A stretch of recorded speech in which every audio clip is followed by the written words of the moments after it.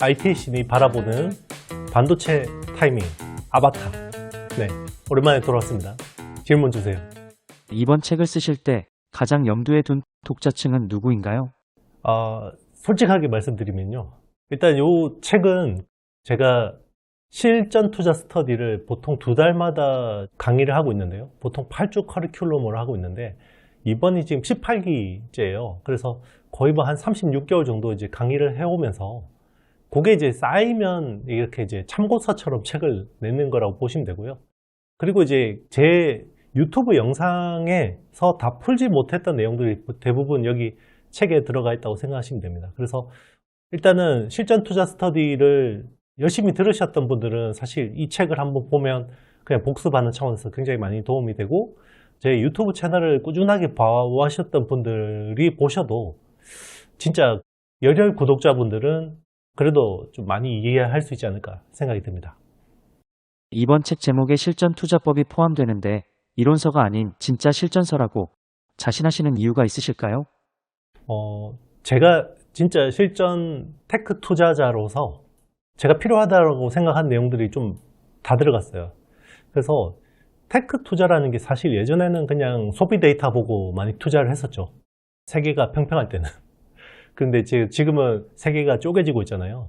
그래서 아니 무슨 테크 분석하는데 지정학이 왜 필요해? 라고 한 게 몇 년 전인데, 지금은 이제 테크 투자를 분석하는 데 있어서 지정학이 매우 중요하고요. 사실 엔비디아 같은 세계 1등 회사도 중국 수출이 열리고 닫히고에 따라서 전체 매출의 15%, 20%가 왔다 갔다 할 정도니까 사실 이걸 분석하지 않을 수가 없고요. 그리고 이제 지정학뿐만 아니라 여기에 관련된 전방 시장의 흐름이 중요한데, 지금은 AI 혁명이 시작됐기 때문에 이 AI 혁명에서 테크, 특히나 반도체가 어떻게 중요해지고 거기서 어디가 주목받고 투자의 포인트가 있는지 이런 것들을 알아야 됩니다. 그래서 사실 이 사이클, 테크 혁명 사이클에서는 사실 쇼티지만 따라다니면 된다라고 했는데, 그게 이제는 사이클의 어느 정도 이제 종반부를 향해서 달려가고 있고, 아직은 여러분들이 생각하는 것만큼 버블은 아니지만 결국 이게 버블로 갈 거라고 보거든요. 그래서 사실 이게 본 게임이라고 볼 수 있어요. 진짜 이제는 엄청난 자산의 희비가 엇갈리는 그 타이밍이 오고 있는데, 그 전에, 버블이 오기 전에 이걸 한번 읽어보시면 여러분들이 그래도 많은 도움이 되지 않을까 생각이 듭니다. 나중에 AI 버블이 꺼지게 되고 10년이 지나도 이 투자 원칙이 유효할까요? 일부는 통할 것 같고요. 일부는 그때는 시효가 만료된 부분들도 있겠죠. 그러니까 저는 그렇게 생각합니다. 역사라는 게 똑같이 반복되진 않죠. 네. 버블의 역사들도 보면 똑같이 반복되진 않습니다. 그런데 어느 정도의 운율이라는 게 있어요. 왜냐하면 사람들의 어떤 심리, 그런 것들이 다 복합적으로 작용하기 때문에 저는 10년이 지나더라도 여기서 배울 거는 굉장히 많이 있을 것 같다라는 생각이 듭니다. 그리고 실제로 제가 이번 책을 쓰는 데 있어서 제일 많이 참고했던 게 닷컴 버블 때였어요. 네. 이번 정도의 사이클은 제가 지난 모바일 혁명 때의 사이클이나 아니면 코로나 때 사이클이나 그거를 훨씬 뛰어넘는 슈퍼 사이클, 메가 사이클이었기 때문에 정말 이제 닷컴 버블 때의 버블의 한가운데서 생존하셨던 분들한테 좀 인터뷰를 많이 했죠. 그래서 그런 내용들이 좀 많이 들어가 있습니다. 이번 책에서 대표님이 가장 아끼시는 챕터나 문장이 있다면 어떤 게 있을까요? 그거 같아요. 결국은 사람이 아는 만큼 보인다. 네. 보이는 만큼 느낀다. 느끼는 만큼 행동한다. 사실 이제 보면 책 한 권 읽은 사람이 제일 무섭다라고 그러잖아요. 네. 그래서 보통 보면 굉장히 이제 공격적으로 댓글 다시는 분들 보면 굉장히 이제 지식이 얇은 경우가 많거든요. 그래서 책 한 권 읽고 내가 알려줄게 라고 하지만 사실 투자라는 게 굉장히 복잡다단해요. 말로 다 풀어내기도 쉽지 않고 영상으로 풀어내기도 쉽지 않죠. 이런 것들을 사실은 제일 그래도 제가 생각하는 아주 깊은 내밀한 생각들은 책이 결국 제일 많이 도움이 되지 않냐. 네, 사실 뭐 저의 메인 잡은 영상이죠. 네, 영상이긴 하지만 그래도 영상에서 다 풀어내지 못했던 내용들은 사실 책에서 다 서술이 돼 있다. 그래서 책을 읽어보는 게 뭐 많은 도움이 될 것 같습니다. 독자들이 이 책을 읽고 바꿨으면 좋겠다고 생각하는 딱 한 가지 행동은 뭔가요? 그겁니다. 물구나무를 서세요. 자, 이게 무슨 말이냐면 대중들하고 반대로 행동하라는 거죠. 네. 대중들이 공포에 질릴 때 오히려 용기를 내시고요. 조금 탐욕스러워야 되고요. 남들이 탐욕스러울 때 공포를 느끼셔야 됩니다. 예. 그게 제가 어떻게 보면 이 테크 투자를 하면서 겪었던, 그리고 실제로 제가 거기에 휩쓸려서 깡통까지 내봤던 경험으로 말씀드리는 겁니다. 그래서 이게 최근에 이 하락 장세를 보면서 제가 유튜브 채널을 통해서 이제 글을 좀 썼어요. 글을. 이렇게 영상이라는 게 좀 빨리빨리 안 되고 편집도 필요하고 하다 보니까 글을 통해서 여러분들하고 좀 소통을 했는데 되게 반응이 좋으시더라고요. 그래서 제가 최근에 이제 그 글을 썼거든요. 돈귀신하고 돈그릇에 대해서 글을 썼는데, 돈귀신은 결국 자기의 패턴이 있다는 거죠. 그러니까 돈귀신은 자기가 패턴이 올 때 가차없이 벌어야 돼요. 모든 시장에서 돈을 버는 고수는 없습니다. 진짜 제가 웬만한 고수들 다 만나보면서 느꼈던 거예요. 고수들은 자기의 패턴에서 돈을 버는 사람입니다. 그래서 여러분들도 자기의 패턴을 아는 게 중요할 것 같고요. 그래야 돈귀신이 붙어요. 그리고 이제 돈귀신이 붙더라도 여러분의 돈그릇이 작으면요, 이 간장 종지만한 그릇이다 그러면 돈을 담을 수가 없고 오히려 그게 재앙이 돼요. 과한 부가 여기 오면요, 원래 있던 거 밑천까지 다 털어가거든요. 그러니까 돈그릇을 계속 키워야 돼요. 돈그릇을 키우는 방법은 별거 없습니다. 열심히 공부하시고요. 그리고 여러분들의 투자 철학을 갈고 닦으시고요. 그리고 여러 사이클을 겪으시면서 대중들하고 반대로 행동하고, 그리고 이제 여러분들의, 물론 저도 포함해서 어리석은 실수들을 다시는 반복하지 않는 것. 정말 이게 투자 시장만큼 똑같은 실수를 반복하는 시장이 없는 것 같아요. 그렇지만 여러분들은 그 궤도에서, 다람쥐 쳇바퀴 같은 그 궤도에서 벗어나셔야 됩니다. 그러기 위해서는 이 빨간 약, 매트릭스에서 나오는 빨간 약, 요거 빨간 약 한번 드셔보십시오. 네, 여러분, 이번 시간은 제가 제 책을 쓰고 나서 어떻게 보면 소회 같은 영상을 만들어 봤는데요. 책을 보시면서 또 나중에 여러분들이 또 피드백 주시면 그거 가지고 또 다음에 한번 아바타 영상 한번 만들어 봐도 재밌겠다는 생각이 듭니다. 네, 댓글 상단 링크를 통해서 많이 신청해 주시면 좋을 것 같습니다. 다음 영상에서 뵙겠습니다.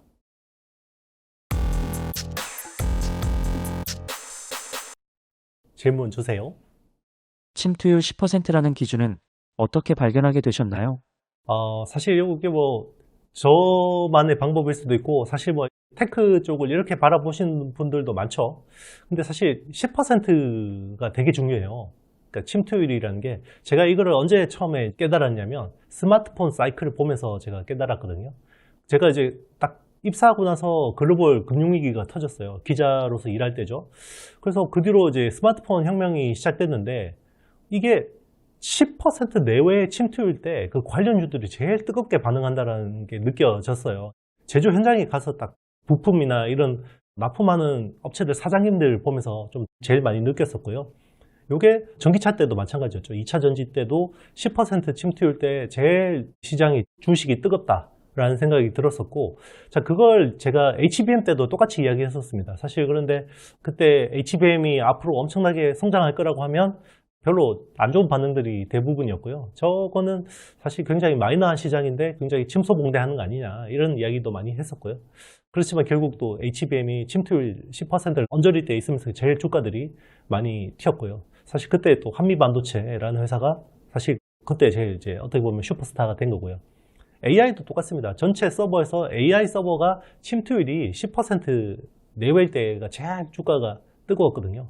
요거는 이제 보통 금액 기준일 수도 있고 물량 기준일 수도 있어요. 사실 이게 절대적 기준은 없습니다. 네가 그 이론에 대해서 정확하게 해봐, 그러면 이제 제가 드릴 말씀은 없지만, 그게 금액으로 침투율 10%일 때도 있고 공급 기준으로 10%일 때도 있어요. 그거는 이제 케이스 바이 케이스입니다. 그래서 그 침투율만 잘 보시면 뭔가 뜨는 산업에 있잖아요. 거기서 굉장히 기회가 있다라는 것들을 좀 캐치하실 수 있을 것 같습니다. 반도체 쇼티지가 단순히 일시적인 건지 아니면 구조적인 건지 판별하는 대표님만의 명확한 기준이 있을까요? 일단 여러 가지 지표들이 있죠. 제가 이제 과거 사이클을 보면 일단 제일 확실한 거는 EPS 증가율이 꺾일 때가 이제 보통 피크 아웃 하는 경우가 많았었고요. 그래서 EPS 증가율이 꺾이고 나서 보통 한 달 이내로 주가가 하락 추세로 꺾는 경우가 많았었고, 사실 그거보다 조금 더 빠른 거는 사실 마이크론 주가가 좀 더 선행하는 경우도 있었습니다. 그래서 최근에 보면 제가 뭐 영상으로도 만들었지만 마이크론 주가가 꺾이고, 그리고 이제 반도체 스팟 가격이 꺾이면 스팟 가격이 꺾이고 나서 보통 한 달이나 보름 있다가 고정 거래 가격도 꺾이더라. 그래서 하락 사이클로 접어든다. 뭐 이렇게 보통은 보고 있었는데, 이번 사이클은 조금 다른 것 같아요. 왜냐면 과거 사이클은 보통 B2C 제품이 메인이었고, 그게 이제 스마트폰이나 PC, 뭐 가전 이런 내구 소비재들이 메인인데, 지금은 사실은 반도체 전방 수요의 60%, 많게는 70%가 인프라 쪽이죠. AI 인프라 쪽이기 때문에 과거의 그 툴을 그대로 가져와서 쓰기에는 좀 적합하지 않다라는 생각이 들고 있고요. 그리고 또 하나죠. 이게 AI 때문이기도 한데, 과거에는 물량이 막 늘어나서 공급이 부족하면 막 물량을 늘리죠. 그게 갑자기 쇼티지에서 공급 과잉으로 되면서 사이클이 끝나는 경우가 많았는데, 지금은 AI 때문에 구조적으로 계속해서 뭔가 공급이 제약되는, 왜냐면 HBM 만들려면 그냥 일반 D램에 쓰는 웨이퍼의 3, 4배를 더 많이 써야 되고, 앞으로 나오는 HBF를 만들려면 일반 낸드를 또 엄청나게 갈아 넣어야 되죠. 네, 그런 부분들이 잠식 효과가 있기 때문에 또 과거의 사이클하고 똑같이 보는 게 맞냐. 제가 이제 그동안 사이클 겪으면서 이번엔 다릅니다라는 말을 제일 극혐했는데 제가 그걸 하고 있네요. 그리고 메모리라는 게 그동안에는 커머디티였기 때문에 재고 때문에 가격이 크게 움직이는 그 사이클을 반복했는데, 이번 사이클은 아닌 것 같아요. 왜냐면 이제는 메모리 전체에서 매출의 절반이 커스텀, 이제 파운드리화 되고 있기 때문에, 오히려 저는 TSMC가 2019년을 기점으로 그 이전에 저성장 15년 동안 하다가 그 이후로부터 굉장히 고성장하는 회사가 됐거든요. 저는 메모리가 2025년이 딱 그 기점이 아닌가 생각합니다. 그래서 앞으로는 메모리가 시클리컬보다는 이제는 약간 파운드리화 되면서 구조적으로 멀티플 리레이팅, 그리고 PER 밸류에이션을 해야 되는 거 아닌가 생각합니다. HBM은 성공했지만 2차 전지는 실패하셨다고 했는데, 두 케이스에서 침투율 법칙이 다르게 작동한 핵심 이유가 있을까요? 일단 여기에 시장의 힘으로 끌고 가는 것과 인위적인 힘이 작용했을 경우에 좀 다르긴 합니다. 스마트폰이나 AI나 이런 것들은 사실 그냥 시장에서 수요가 있기 때문에 뭔가 침투율의 법칙이 제대로 먹힌 건데요. 사실 2차 전지 같은 경우는 이게 어떻게 보면 그때 우리가 그 시절을 생각해 보면 글로벌 ESG 트렌드가 메인이었어요. 그래서 환경을 생각하고 뭔가 거버넌스를 개편하고 올바른 윤리를 중심으로 뭔가 경제가 재편된다라고 유럽 주도의 약간 ESG가 메인스트림이었는데, 그래서 이제 사실 보조금이나 이런 것들을 통해서 전기차나 2차 전지가 굉장히 많이 어떻게 보면 붐업이 됐던 거죠. 근데 그게 갑자기 야만의 시대로 다시 바뀌었어요. 아시겠지만 트럼프라는 사람이 나오고, 사실 그러면서 ESG에 지금 관심이 없죠. 그리고 지금은 ESG보다는 AI 혁명이 우선이잖아요. 오죽하면 그런 이야기를 합니까? AI 돌리려고 하니까 전기가 없어요. 그러니까 야, 석탄이나 석유 떼 그러면 지금 그런 상황이기 때문에 그게 달랐다. 그러니까 이제 보조금하고 지원금들이 끊기니까 2차 전지나 전기차 같은 경우는 침투율의 법칙이 제대로 작동하지 않았다. 그래서 이게 어떤 법칙이든 경제에서는 만능은 없어요. 그러니까 정답은 없습니다. 정답은 없고 그냥 어느 정도의 정도는 있다라는 생각이 듭니다. 텐베거 기업을 찾을 때 현장에서 가장 먼저 확인하는 핵심 신호는 무엇인가요? 결국 제가 제일 좋아하는 패턴은요, 쇼티지가 났는데 이게 유통시장의 문제 때문에 쇼티지가 난 것보다는 구조적으로 기술적인 어떤 병목이 있는 걸 제일 좋아하거든요. 그래서 제가 사실 한미 반도체를 그때 좋아했던 것도 이게 칩을 쌓아서 붙이려고 하는데 칩을 구멍을 뚫는 거는 TSV, 스루 실리콘 VR에 구멍을 뚫고 고리를 채우는 거는 결국 글로벌 업체들이 했죠. 그래서 그쪽은 랩 리서치 같은 회사들이 담당을 했었고, 자, 이거를 붙이는데 봤더니 와, 국내 기업이 제일 잘하는 거죠. 그게 한미 반도체였습니다. 그래서 이게 기술적으로 뭔가 구조적인 병목이 되겠다라고 해서 그때 한미 반도체를 계속 좋게 이야기를 했었고요. 근데 그 구조적인 병목이 풀리면서 제가 약간 이제 톤다운을 한 거죠. 이제 그런 패턴들 제일 좋아하는데, 지금도 보면 뭔가 기술적인 병목이 되는 구조적인 그런 쪽에서 이런 회사들이 나오면 제일 좋아하죠. 네. 보통 그렇게 찾을 경우에는 텐베거가 납니다. 실제로 제가 애플이 OLED 사이클에서 병목이 결국 후공정에서 패널하고 칩을 붙이는 본딩이 또 병목이었는데 그때 제이스텍이라는 회사가 제가 발굴해서 10배거가 났었고요. 사실 그 종목 때문에 여의도로 제가 오게 된 건데 AI 혁명에서 사실 한미반도체 같은 회사가 제일 슈퍼스타였죠. 네. 제가 어떻게 보면 굉장히 저평가됐을 때 발굴한 것도 행운이라고 생각합니다. 지금 당장 침투율 10%에 가장 근접한 산업이나 기술은 무엇인가요? 지금은 사실 AI 네트워크 쪽을 좀 주목하고 있습니다. 그래서 계속해서 제가 AI 사이클이 시작됐을 때 2024년에 썼던 책에서 AI 혁명 투자에서 사이클이 앞으로 어떻게 될 거다. 그래서 제일 당장 부족한 거는 엔비디아 GPU였고요. 그래서 그때보다 엔비디아 주가가 엄청 많이 올랐죠. 엔비디아 GPU가 왜 못 만들어지냐 봤더니 TSMC가 파운드리가 병목이더라. 특히 파운드리 중에서도 이제 어드밴스드 패키징, 코어워스라고 하는 2.5D 패키징이 병목이었죠. 칩 온 웨이퍼 서브스트레이트. 여전히 그게 병목이었고요. 그래서 TSMC 주가가 엄청나게 올랐고요. 그리고 이제 데이터 센터를 지으려고 하다 보니까 서버가 부족하더라. 서버가 그래서 뭐 대만의 폭스콘, 위스트론 같은 회사들이 엄청나게 올랐고요. 그리고 이제 서버가 어느 정도 해결되니까 이게 데이터 센터가 지어졌는데 여기에 전기가 없더라. 그래서 전력 인프라가 부족하구나. 그래서 뭐 미국의 GE 버노바 같은 회사들, 그리고 이제 한국의 HD 현대일렉트릭 이런 회사들, 효성중공업 이런 회사들이 이제 엄청나게 또 올랐고요. 지금은 이제 칩하고 칩, 서버하고 서버, 데이터 센터하고 데이터 센터를 연결하는 게 굉장히 병목이 되고 있는데 그게 요즘에 네트워크고 이게 이제 광자 기반으로 바뀌는 거죠. 그래서 광자 기반으로 바뀌는 데서 보면 이제 거기서 앞으로 이제 큰 회사들이 나올 텐데 사실 거기서 메인스트림 기술은 국내에는 별로 관련이 없습니다. 그래서 오히려 기판 쪽을 봐야 되는데 최근에 이제 그래서 스케일업, 스케일아웃 때문에 이제 국내에서 기판주들이 되게 수혜를 보고 있습니다.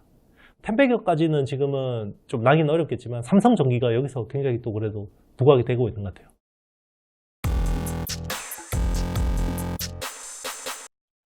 질문 주세요. 대표님께서 2018년도에 깡통 계좌가 됐을 때 가장 먼저 든 생각은 무엇이었나요? 사실 뭐 이거는 제가 별로 이야기하고 싶지 않은데 제가 기자를 그만둔 게 2016년이에요. 그때 그만둘 때쯤에서 제가 이제 주식 투자를 본격적으로 시작했는데요. 사실 그래서 한 2, 3년 동안 되게 실적이 좋았어요. 제가 원래 좀 분석을 좀 잘 그래도 하다 보니 굉장히 잘했는데 사실 그게 오만이었죠. 왜냐면 그게 그때 사이클이 좋았던 거예요. 제가 근데 이제 전체적인 그림을 볼 줄 모르고 그냥 그 테크의 마이크로 한 것만 보다 보니까 제 실력을 오판했죠. 그래서 2018년부터 제가 보는 테크 분석 툴이 안 먹히더라고요. 그리고 이제 시장이 바이오로 완전히 메인스트림이 옮겨갔고 그런데 이제 거기서도 제가 고집 부리다가 지금의 제가 뭔가 내공과 마음가짐이었다 그러면 그 시장에서 제가 그냥 내려놨을 거예요. 그냥 놀자 라고 했을 텐데 그때는 경주마처럼 이렇게 달리는 것밖에 몰랐어요. 그래서 매년 몇 배씩 수익 내는 게 이제 당연하다라고 생각했기 때문에 이게 그렇잖아요. 엑셀을 계속 밟던 사람은 브레이크를 잘 못 밟아요. 그래서 제가 그때 무리하다가 바이오 쫀칭이라고 하죠. 이게 바이오 잘하는 사람들한테 듣고 이제 매매를 한 거죠. 이게 산업 분석한다는 사람이 참 부끄러운 짓이었는데 그거 하다가 많이 털리고 정말 이제 손대서는 안 되는 대북조에 손을 댔다가 이제 결국 깡통이 났죠. 물론 레버리지도 많이 썼습니다. 그래서 그때 제가 깡통을 내고 나서 새 사람이 돼서 여러분들 앞에 나타난 거죠. 절대 여러분들 그런 거 하지 마세요. 깡통 계좌 이후 서점에서 보낸 1년이 투자 방식을 어떻게 바꿨나요? 그때 제가 다 털어먹고 또 이제 어떻게 집 담보 대출로 해가지고 또 종자를 또 마련해서 또 한데 그것도 또 홀랑 털어먹고 그러면서 이거 안 되겠다. 더 벌려고 하다가 오히려 미천 다 털어먹겠다는 생각이 들어서 그때부터 딱 매매를 중단을 했어요. 그래서 1년 동안 책만 보자. 다행히 그때 제 사무실 맞은편에 굉장히 큰 서점이 있었거든요. 그때 이제 서점 가서 매일 아침에 출근하면 책만 봤어요. 그래서 책만 보면서 그리고 이제 평소에 제가 안 읽던 책들이 있잖아요. 제가 뭐 좋아하던 섹터들 책뿐만 아니라 제가 진짜 안 읽을 것 같은 책들을 많이 읽었는데 그때 제가 내공이 되게 많이 좋아진 것 같아요. 그래서 세상을 보는 시각도 굉장히 많이 넓어졌고 그래서 지금 테크를 분석하는 데 있어서도 굉장히 많이 도움이 된 것 같습니다. 그때 뭐 기억나는 책들은 없지만 제가 이제 그때 되게 약간 어떻게 보면 오만했던 게 제 나름대로 성장형 가치 투자자라고 생각했거든요. 자, 그때 이제 가치 투자자는 매크로 시장인 동향 없이 그냥 기업 본질에만 집중하면 된다라고 이제 생각을 하고 있었죠. 그게 아니더라고요. 네. 이게 결국 제가 하는 섹터도 전체 경제의 한 부분이고 이게 어떻게 움직이는지 알기 위해서는 전방 후방 산업을 알아야 되고요. 그리고 무엇보다 투자자들의 심리를 알아야 된다는 게 매우 중요하다는 걸 깨달았습니다. 그러면서 이제 제가 실전 투자 스터디 수업을 하면서도 그런 부분들을 되게 많이 말씀드려요. 대중들하고 반대로 가는 거. 대중들 따라서 우르르 가다 보면 다 털립니다. BH 때처럼 너무 잘 알아서 오히려 큰 수익을 놓쳤던 뼈아픈 경험이 또 있으신가요? 제가 이제 뭐 잘하는 종목 이야기했으니까 잘못한 종목도 이야기해야 되는데 사실 이제 BH라는 종목이 그때 애플이 OLED를 막 채택하면서 이제 FPCB 굉장히 고급 부품이 많이 필요하던 때였는데 제가 그래도 그때는 테크밥 그래도 좀 먹었잖아요. 그래서 제가 PCB 산업을 되게 잘한다고 생각했죠. 근데 이제 산업도 그렇고 기업도 그렇고 생물처럼 변해요. 업데이트를 안 하면 안 되는 건데 그때 이제 제가 생각으로는 막 여의도 지인분들 사이에서 앞으로 이제 실적에 대한 막 전망들이 나오는데 엄청나게 이런 것들 이제 저한테 막 물어보는 거죠. 야, 이 정도 실적이 가능해? 라고 하는데 제가 듣기에 너무 허무맹랑한 것 같은 거예요. 그래서 아닌 것 같은데요? 라고 해서 이제 저도 그 회사를 좀 외면을 했죠. 근데 이제 나중에 후회했죠. 그런데 이제 나중에라도 따라 붙어서 그 종목으로도 사실 몇 배의 수익이 나긴 했는데 사실 처음에 제가 선입견을 가지지 않고 그 회사를 바라봤다 그러면 진짜 텐베거가 났을 것 같습니다. 그래서 그때 제가 반성했죠. 이게 내가 안다라고 생각하는 게 오히려 무지다. 예. 그래서 저는 이제 누가 뭐에 대해서 저한테 물어보면 항상 업데이트를 하고 답변을 드립니다. 예. 그래서 제가 알고 있는 거는 이 내용인데 한번 파악해 보겠습니다 라고 했을 때 파악해 보면 뭔가 바뀌어 있는 경우가 많았었습니다. 그래서 제가 모든 영역을 실시간으로 업데이트하는 건 아니니까 항상 이제 겸손하자. 이게 IT의 신이라는 이름 달고 있으면서 겸손하자라는 게 좀 어폐가 있을 수도 있지만 사실 이게 제가 이렇게 유명해질 줄 알았으면 IT의 신이라는 네이밍을 안 썼겠죠. 이게 사실 팬들이 재미로 붙여준 건데 어떻게 하다 보니까 이제 제가 신처럼 IT를 잘 알아서 IT의 신이 아니라 그냥 예전에 뭐 음악의 신처럼 그냥 재미로 했었는데 그래도 너무 감사한 별명이고요. 어쨌든 그걸로 제가 지금 잘 살고 있으니까 뭐 하여튼 IT의 신은 못 될지언정 IT의 달인이라도 되도록 열심히 노력해서 콘텐츠 만들겠습니다. 손실 중인 종목과 수익 중인 종목을 묶어서 함께 정리하는 방식을 쓰신다 하셨는데 이 방식을 쓰게 된 계기가 무엇인가요? 이것도 이제 제가 수업을 하면서 생긴 방법인데요. 그러니까 이제 제가 투자에 대한 수업을 하다 보면 수강생분들이 사실 이거 현금 마련하라 그러면 되게 어려워하시더라고요. 왜냐하면 이게 현금을 제가 좀 확보하자라고 할 때는 주식이 어느 정도 과열되어 있을 경우고 수익이 많이 났을 때거든요. 저 그러면 오른 걸 팔아요, 내린 걸 팔아요. 그러면 제가 그러죠. 그냥 오른 거는 많이 팔지 말고 내린 거 파세요. 그러면 못 팔더라고요. 왜냐하면 팔면 손실 확정이잖아요. 그래서 제가 이게 결국은 멘탈이 중요하구나. 그래서 사람들이 오른 주식을 팔고 그러면 이제 수익이 나오는데 자기가 이제 손실 본 주식도 같이 엎어서 팔면 수익은 조금 떨어지겠지만 어쨌든 수익 나니까 기분은 좋잖아요.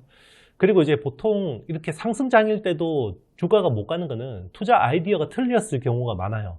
내가 처음에 샀을 때 그 투자 아이디어가 틀렸는데 그러니까 이제 계속 손실이 나니까 이거 어떻게 보면 보유 편향이죠. 그래서 이거 내가 틀렸을 리가 없어. 언젠가 오를 거야. 언제가 오른다고 이러는 거죠. 댓글로 보면 그러신 분들이 되게 많은데 하여튼 그런 것 때문에 이제 현금 마련할 때는 그냥 오른 거 익절하면서 손절도 같이 해버리자 이렇게 하니까 되게 좋아하시더라고요. 요즘도 주가가 크게 출렁일 때가 많은데 흔들리는 멘탈을 잡기 위해 하는 대표님만의 루틴이 있나요? 시장이 진짜 폭락이 오면요 답이 없죠. 일단 주식 비중을 줄이는 게 맞죠. 그래서 진짜 작년 트럼프 상호관세 같은 경우는 폭락폭이 되게 컸으니까 그때는 제가 이제 수강생들한테 현금을 꽤 많이 보유하자, 손절하자. 그래서 주식 포지션을 뭐 절반 가까이 줄이자라고 했고 그 뒤로 할 게 뭐 있겠어요. 뭐 만화책 보고 소설책 보고 무협지 보고 오히려 이게 뭐가 안 될 때는 그냥 안 보는 게 나을 수 있어요. 그러니까 보통 이제 제일 좋은 거는 이렇게 폭락이 올 때는 고수들이 어떻게 보면 쟁겨놓은 현금으로 조용하게 한 발을 준비하죠. 네. 그래서 이제 저도 수업할 때 10% 현금 항상 남겨놓자고 하는데 마지막 한 발 쏘기 위해서 잘 안 지키시죠. 네. 그렇지만 이제 항상 이런 트레이닝을 해야 되고요. 그게 만약에 현금이 없다 그러면 이제 버틸 수 있을 만큼 주식을 가지고 있으면서 그냥 떠나 있는 것도 방법인 것 같아요. 그러니까 왜냐하면 거기서 뭔가 조바심을 내다가 막 이리 휩쓸리고 저리 휩쓸리면 그냥 시드머니 다 털리거든요. 그래서 오히려 뭐 그럴 때는 그냥 머리 식히고 여행 가는 게 나을 수 있습니다. 차라리 여행 가는 게 나을 수 있어요. 거기서 뭐 관광이 눈에 들어오겠습니까만은 네, 머리 아프게 시장 보고 있는 것보다는 그게 낫죠. 그리고 주식 투자라는 게 그런 것 같아요. 결국은 상승한다라는 낙관주의자들이 아니면 돈을 벌기 어렵다고 생각해요. 세상이 망할 것 같으면 주식을 왜 합니까? 네, 하면 안 되죠. 네, 오늘은 뭐 이제 책 쓰고 나니까 사실 많이 남아있잖아요, 머리에. 그런 것들을 한번 좀 책거리처럼 털어내는 영상을 만들어 봤는데요. 하여튼 뭐 책 열심히 썼고 도움이 될 거라고 생각합니다. 그래서 저는 이제 AI가 결국은 버블을 향해서 갈 거라고 보고 있는데 거기서 꼭 기회를 잡으셨으면 좋겠습니다. 제가 준비한 아바타 마무리하도록 하겠습니다. 다음 또 아바타 시간대 뵐게요. 감사합니다.